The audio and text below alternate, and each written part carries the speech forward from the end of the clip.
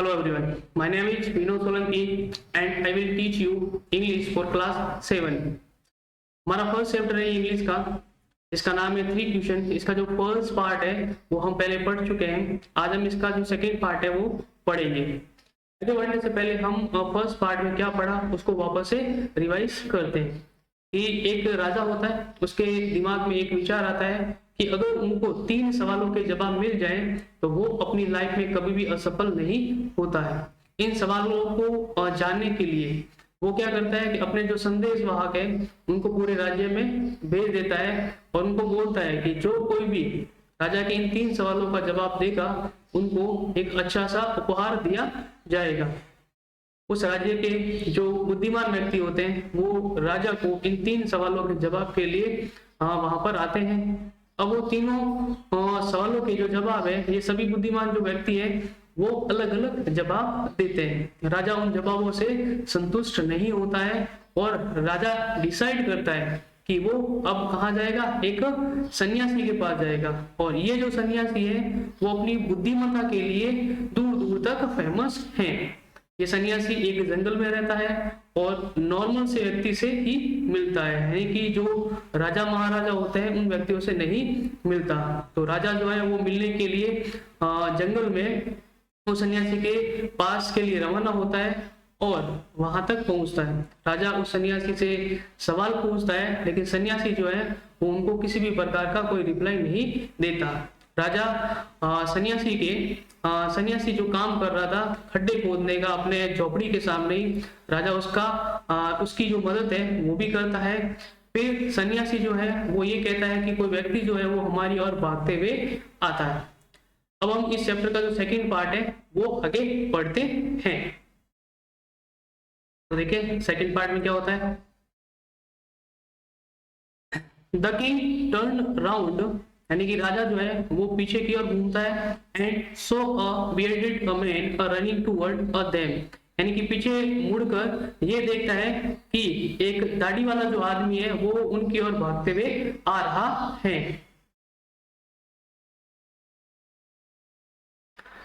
Bearded होता है दाढ़ी वाला। He hands were spread against his stomach, यानी कि उसने जो अपने हाथ है वो कहाँ पर रख रखे हैं, पेट पर रख रखे हैं, यानी पेट को उसने प्रेस कर रखा है, दबा के रखा है। स्टोमक होता है पेट। From which blood was flowing, यानी जहां पर हाथ रखा हुआ है वहां से ब्लड जो है वो बह रहा है। फ्लोइंग यानी कि बहना, ब्लड यानी कि रक्त। When जब he reached the king, he fainted and fell to the ground, यानी कि जब वो राजा के पास पहुंचा, reach यानी पहुंचा, फिर उसने क्या, उसके साथ क्या हुआ, he fainted का मतलब जैसे ही वो राजा के पास पहुंचा वो बेहोश हो गया। fainted का मतलब होता है बेहोश हुआ। fell to the ground यानी कि फिर वो जमीन के ऊपर क्या गिर गया। fell यानी कि गिरा। The king and the hermit remove the man's clothing and found a large amount in his stomach, यानी कि राजा और जो सन्यासी जो है वो क्या करता है, उस बेहोश हुए आदमी के जहां पर उसने अपना जो पेट है वो अपने हाथ से दबा रखा था जहां से ब्लड बह रहा था, तो राजा और सन्यासी दोनों मिलकर क्या करते हैं, उसके कपड़े उतारते हैं और वहां पर वो पाते हैं कि उसके पेट पर एक लार्ज वाउंड यानी कि बड़ा सा क्या है, घाव है। वाउंड होता है घाव। ताकि वॉश यानी कि राजा क्या करता है, उसको वॉश करता है यानी कि साफ करता है या फिर उसको धोता है, यानी कि जहां पर घाव था उसको ब्लड वगैरह वहां से साफ करता है। And covered it with his handkerchief, handkerchief होता है रुमाल, यानी कि उस घाव को वो अपने रुमाल से कवर कर लेता है। बट लेकिन the blood would not stop flowing, लेकिन इससे क्या होता है कि वो जो ब्लड है जो बह रहा था वो रुकता नहीं है, यानी कि अभी भी जो ब्लड है वो बह रहा है। The king redressed the wound until at last a bleeding stop, यानी कि राजा क्या करता है, रीड्रेस करता है, यानी कि फिर से उस घाव को साफ करता है और फिर उसके ऊपर वापस से जो पट्टी है वो बांधता है, जब तक कि जो ब्लीडिंग है वो क्या स्टॉप ना हो जाए, रुक ना जाए। द मैन फेल्ट बेटर, अब ये जो आदमी है जहाँ जिसका खून बह रहा था वो अब क्या अच्छा महसूस करता है, फेल्ट यानी कि महसूस किया। And ask for something to drink, यानी कि पीने के लिए कुछ मांगता है। The king brought fresh water, यानी कि राजा जो है वो उस व्यक्ति के लिए ब्रॉड यानी कि लाया, क्या लाया, फ्रेश वाटर यानी कि ताजा पानी, and gave it to him, और उसको फिर दे दिया। By this time, यानी कि इस समय तक the sun had set, यानी कि इस समय तक जो सूर्य जो है वो अब अस्त हो चुका था, सेट होने की अस्त होना। The air was cool, और हवा में भी क्या थोड़ी सी ठंडक आ गई। The king with the hermit help carried the wounded man into the hut, यानी कि राजा ने सन्यासी की मदद से उस घायल हुए उस व्यक्ति को उठाया, यानी कि कैरी यानी कि उठाया, और कहाँ लेके गए, हट यानी कि झोपड़ी में लेके गए। And led him on the bed, और फिर उसको क्या उस बिस्तर के ऊपर वहां पर लेटा दिया, लेड होता है लेटा दिया। The man closed his eyes, यानी कि आदमी ने अपनी आंखें बंद कर ली, एंड lay quiet, और शांति से सो गया। The king tired by his walk and the work he had done, यानी कि अब तक जो राजा जो है जो चलकर उस सन्यासी की झोपड़ी तक आया था, इससे क्या हुआ, वो टायर्ड हो गया यानी कि थक गया, और वहां पर सन्यासी की झोपड़ी के पास आने के बाद, सन्यासी के पास आने के बाद वहां पर उसने जो वर्क किया, जो काम किया, उससे वो थक गया। Lay down on the floor, और फिर वहां पर फर्श पर क्या लेट जाता है। And slept through the night, यानी कि पूरी रात वो वहीं पर सोया रहता है। When जब he awoke, यानी कि जब वो सोकर उठा, it was a several minute before he could remember where he was, यानी कि जब तक वो सोकर उठा उससे पहले ही क्या उसको ये रिमेम्बर हो गया कि वो कहाँ पर था। और who the stand bearded was laying on the bed was, और फिर उसने ये पूछा कि जो ये अजनबी जो व्यक्ति जो है, जो दाढ़ी वाला जो व्यक्ति है, वो बेड के ऊपर कहाँ लेटा, यानी कौन लेटा। भाई उसको याद थोड़ा रहता नहीं है क्योंकि राजा है, अब राजा है तो राजा हमेशा नॉर्मली क्या करता है कि जहाँ पर उठता है तो उसको ये पता रहता है। तो जब वो अगली सुबह जब सो के उठा तो उसको रिमाइंड नहीं हुआ कि वो कहाँ पर है। फिर उसको बाद उसने रिमेम्बर किया, याद किया कि वो कहाँ पर है, और फिर वो उस अजनबी व्यक्ति के बारे में भी सोचता है कि जो अजनबी व्यक्ति है वो कौन है जो बेड के ऊपर लेटा है। Forgive me, said the bearded man in a weak voice, यानी कि कमजोर सी आवाज में जो ये दाढ़ी वाला जो आदमी है वो राजा से कहता है कि मुझे फॉरगिव कर लो। फॉरगिव होता है माफ करना। When he saw that the king was awake, यानी जब ये बात उसने कब गई, जब उसे लगा कि राजा जो है वो क्या सोकर उठ चुके थे। I do not know you and have nothing to forgive you for, said the king, यानी राजा कहते हैं कि मुझे नहीं पता और मैं नहीं जानता कि आप कौन हो और मैं आपको माफ क्यों करूं, यानी कि मुझे इसका रीजन ही नहीं पता कि मुझे किसके लिए आपको माफी देनी है। You do not know me but I know you, तो bearded man जो है वो ये कहता है राजा को कि आप मुझे नहीं जानते लेकिन मैं आपको जानता हूँ। I am that enemy of yours, यानी कि जो bearded man है वो कहता है कि मैं आपका क्या हूँ, enemy होता है शत्रु यानी दुश्मन। Who swore a revenge on you, यानी कि मैंने क्या आपसे revenge यानी कि बदला लेना चाहा। बिकॉज क्योंकि you put my brother to a death, यानी कि आपने मेरे भाई को क्या कर लिया, मौत जो है ठीक है वो दे दी। एंड सीज माई प्रॉपर्टी, और मेरी जो प्रॉपर्टी है, मेरी जो संपत्ति है वो सीज कर दी। सीज का मतलब होता है कब्जा किया। I knew you had gone alone to see that a hermit, यानी कि bearded man जो है वो राजा को ये कहता है कि मैं जानता था कि आप जो है वो सन्यासी के पास कैसे जाने वाले हैं, अकेले ही जाने वाले हैं। And I made up my mind to kill you on your way home। तो bearded man ये कहता है कि मैंने ठान लिया था, मैंने अपने माइंड में ये तय कर लिया था कि जब आप वापसी में जब घर की ओर जाएंगे तब मैं क्या करूंगा, आपको मार डालूंगा। बट लेकिन द डे पास, लेकिन दिन जो है वो क्या गुजर गया। And you did not return, और आप वापस नहीं लौटे।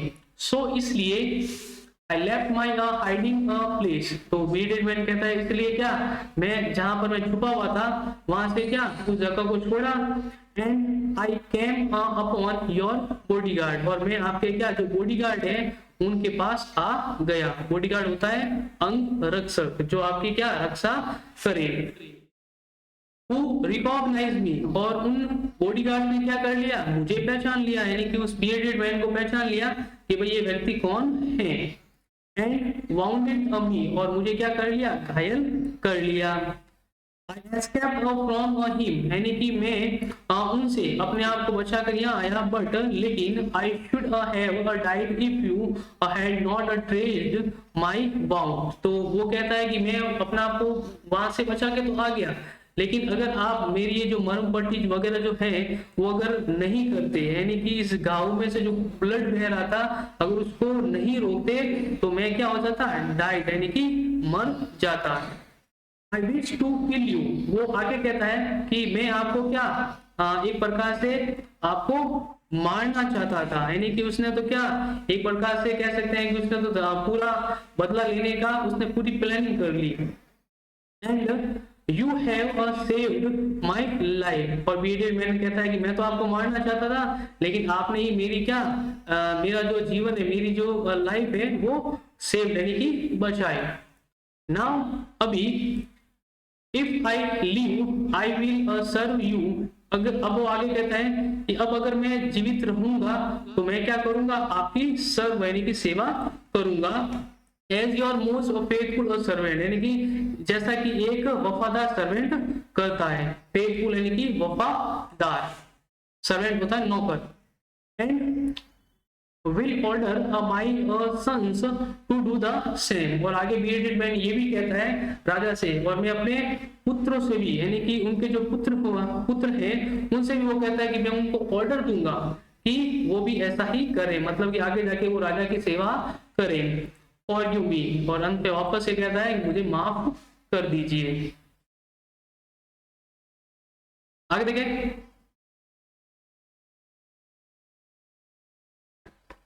The king was very happy to have made a peace with his enemy, यानी कि राजा जो है वो बहुत ज्यादा खुश था कि उसने अपने मित्र क्या शत्रु के साथ क्या शांति बना ली। सो इसलिए यानी कि बहुत ही आसानी से। And to have won him over as a friend, और उसको क्या एक मित्र के रूप में जीत लिया। ही नॉट ओनली फॉरगिव हिम, यानी कि राजा ने न सिर्फ उस bearded man को माफ किया बट बल्कि said he would send his servant and his own doctor to look after him, यानी कि न सिर्फ राजा ने उस bearded man को माफ किया बल्कि ये भी कहा कि उनके जो सर्वेंट है वो सर्वेंट क्या उसके लिए भेजेंगे, और उनके जो डॉक्टर हैं, डॉक्टर यानी कि उस समय डॉक्टर वो नहीं, डॉक्टर को वेद कहा जाता था। आजकल के टाइम में हम डॉक्टर कहते हैं लेकिन उस समय वेद कह के पुकारा जाता था। तो राजा ने कहा कि न सिर्फ राजा ने उसको माफ किया बल्कि वो उसके लिए सर्वेंट भी भेजता है, नौकर भी भेजता है, और उस जो उसको घाव लगा था, ठीक है, तो उनके लिए डॉक्टर को भी उनको भेजता है। And he promise to give back the man his property, और उस bearded मैन से ये वादा भी करता है कि जो उसने उसके भाई की जो प्रॉपर्टी है उसको मारकर जो प्रॉपर्टी जो सीज की थी, जो कब्जे में ली थी, वो उस प्रॉपर्टी को भी वापस दे देगा। लिविंग द वाउंडेड मैन, अब राजा क्या करता है, उस वाउंडेड मैन यानी घायल व्यक्ति को वहां से छोड़ता है। द किंग वेंट आउट, यानी कि उस झोपड़ी में उस वाउंडेड मैन को छोड़ता है, और राजा जो है उस झोपड़ी से कहाँ आता है, हट के बाहर यानी झोपड़ी के बाहर आता है। And look round for the hermit, यानी कि सन्यासी को क्या करता है, इधर उधर तलाश करता है। बिफोर गोइंग अवे, यानी कि वहां से जाने से पहले, ही विश्ड, यानी कि उसकी एक इच्छा रहती है कि once more to get answer to his question, यानी कि कम से कम एक बार क्या फिर से उस सन्यासी से वो उन सवालों के क्या जवाब मांग ले। The hermit was on his knees, sowing seed in the beds that had been dug the day before. अब जो सन्यासी जो है वो अपने घुटनों के बल, नीज होती है घुटनों के बल बैठकर वो क्या कर रहा था कि जो एक दिन पहले, यानी कि एक दिन पहले क्या किया था, उसने जो खुदाई की थी, जो खुदाई की थी उसमें वो बीज यानी बीज बो रहा था। सोइंग होता है बोना। The king went up to the hermit, यानी कि राजा जो है वो उस सन्यासी के पास गया, and said, और उनसे कहा, For the last time I beg you to answer my question, wise man. और वहां जाके कहता है कि हे बुद्धिमान व्यक्ति, मैं आपसे अंतिम बार निवेदन करता हूं कि आप मेरे सवालों के जो जवाब है वो दे।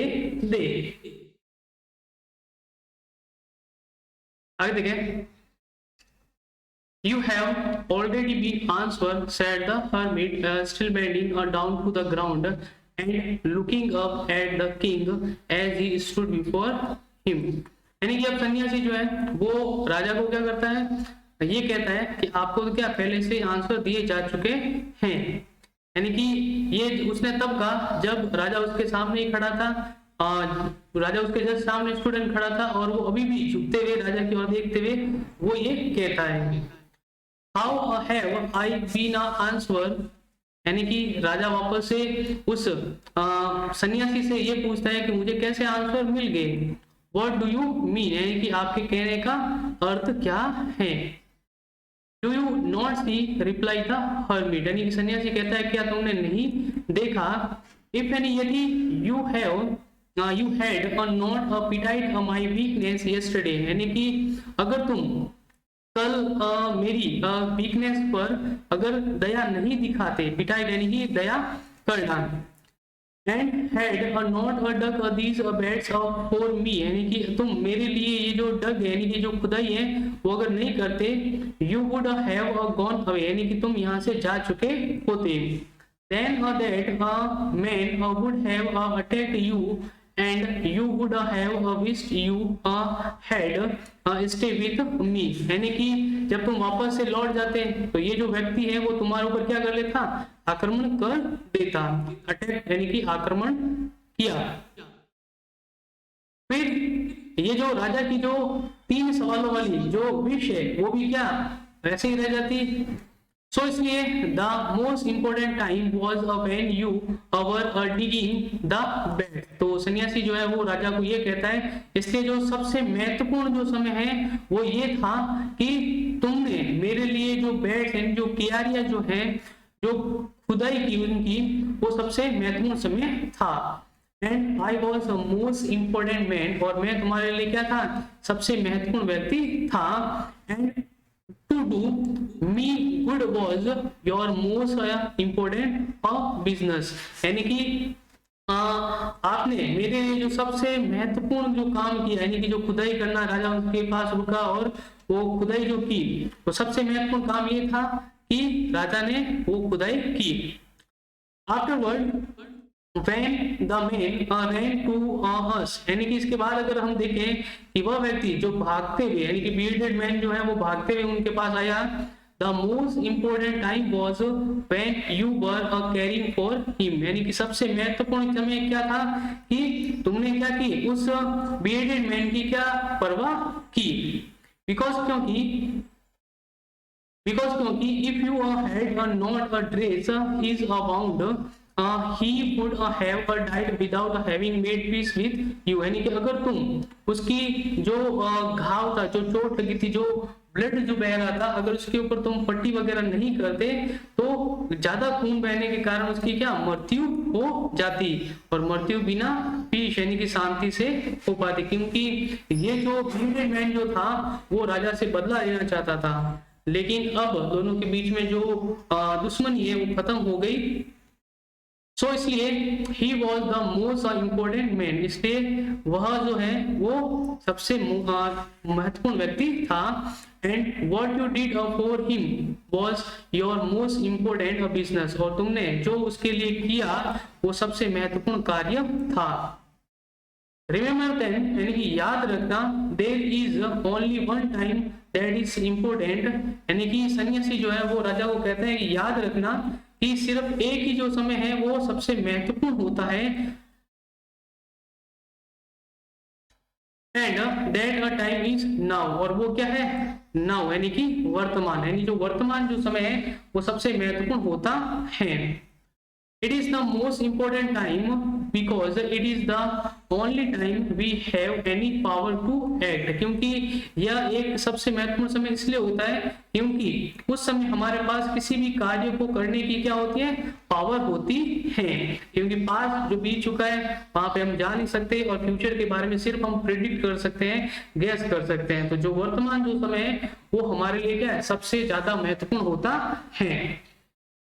आगे देखें, the most necessary person is the person you are with at a particular moment, यानी कि जो सबसे महत्वपूर्ण, सबसे जो आवश्यक जो व्यक्ति है वो ये है कि एक विशेष समय में जो आपके पास होता है वो सबसे महत्वपूर्ण व्यक्ति होता है, क्योंकि जो वाउंडेड मैन जो था वो उस समय उसके जब वो भागते जाता है, वो जो घाव होता है, ठीक है, ब्लड जो बह रहा होता है, उस समय क्या करता है राजा, उसकी क्या केयर करता है, पट्टी वगैरह करता है, और ब्लड जो बह रहा था उसको वो रोकता है। तो सबसे इंपॉर्टेंट यही होता है कि जो आपके पास उस समय जो समय में आपके साथ जो व्यक्ति है वो सबसे इंपॉर्टेंट होगा।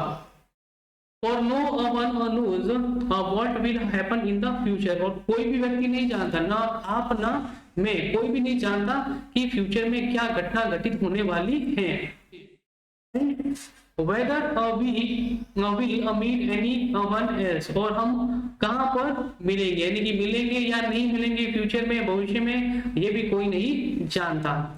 The most important of business is to do that person good, because we were sent into this world for that purpose alone, यानी कि जो सबसे महत्वपूर्ण कार्य ये था उस व्यक्ति के लिए तुमने जो किया वो सबसे महत्वपूर्ण था, क्योंकि हम जो है वो इस दुनिया में भेजे गए, क्यों भेजे गए, पर्पस अलोन, यानी कि इन्हीं चीजों के लिए भेजे गए कि हम किसी व्यक्ति का क्या भला कर सकते हैं, उसके लिए किसी कल्याण वाला जो काम है वो कर सके। तो स्टूडेंट ये था हमारा फर्स्ट चैप्टर का सेकंड पार्ट। आई होप कि ये वीडियो आपको अच्छा लगा होगा। Thank you.